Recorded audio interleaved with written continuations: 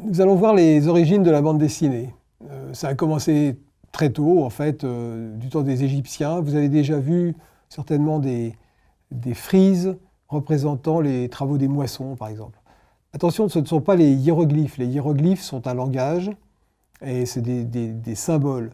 Tandis que dans ces fresques, on voyait des travailleurs agricoles qui coupaient les gerbes de blé et puis on voyait l'enchaînement des scènes agricoles comme ça. Ensuite, un peu plus tard, il y a eu une bande dessinée très célèbre qui en fait était une tapisserie qui s'appelle la tapisserie de Bayeux. Et en fait, c'est une tapisserie tout en longueur qui a été faite par la reine Mathilde qui attendait son mari, Guillaume le Conquérant, qui est allé conquérir l'Angleterre.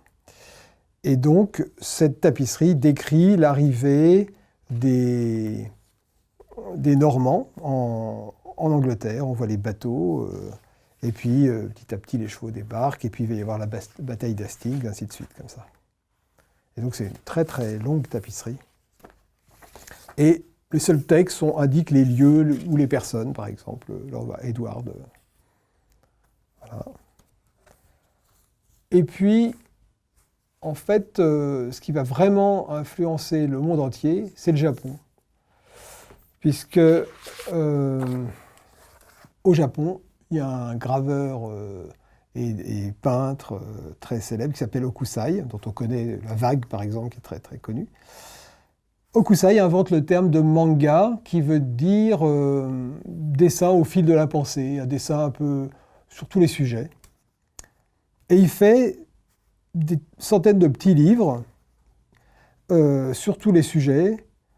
Par exemple, là on voit les personnes au bain, hommes et femmes, des porteurs d'eau. Il a fait sur les fantômes, sur les types de danse, sur les types de temples, tous les sujets vraiment.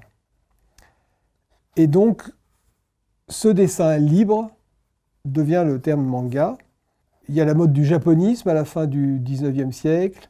Ça influence des Français, comme Benjamin Rabier, par exemple.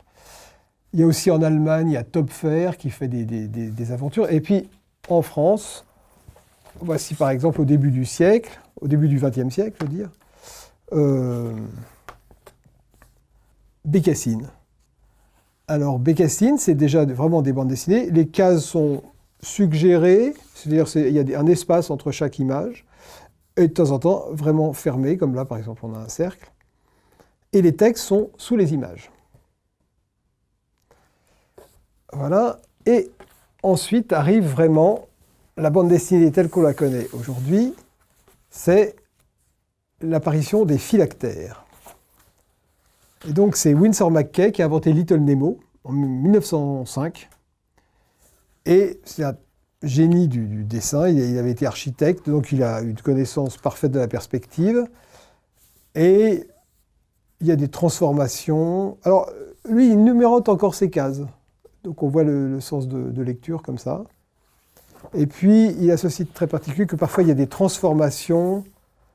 Par exemple, là, on voit des colonnes qui deviennent des troncs d'arbres, avec des géants qui passent entre les troncs d'arbres, qui poursuivent Little Nemo et son camarade. Et Little Nemo court et il se retrouve dans une campagne, puis dans une ville. Et en fait, c'est eux, lui et son compagnon, qui deviennent des géants. Ensuite, ils escaladent des immeubles. Et là, on voit les prouesses de perspective que Winsor McCay faisait, quoi. Et puis, il se réveille à la fin, comme toujours. Et à partir de là, eh bien, c'est l'essor de la bande dessinée américaine et française, franco-belge. Et puis de tous les pays, bien sûr.